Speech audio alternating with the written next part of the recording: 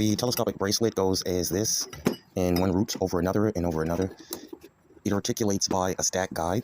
So I'm going to use this for the bottom. This is the bottom part. So I began this already to show you what it looks like with the coil bearings on it. And each part is assembled as the enclosures. So these are the underframes of the enclosures. They're stepped down in size for one another so that the coils can go through. And over here is the brackets that allow it to guide from the side to side to switch in front of one another, to where these are connected. All of these are connected in a chain in a linkage. So there should be 1, 2, 3, 4, 5. So there should be 1, 2, 3, 4, 5, 6.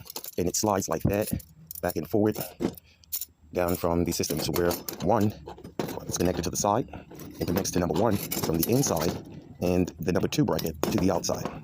So to the outside of the number 2 bracket, the inside of number 1, where these two exchange alongside one another, moving alongside one another. So one is mounted to number 1 and one is mounted to number 2 without touching the bottom surface.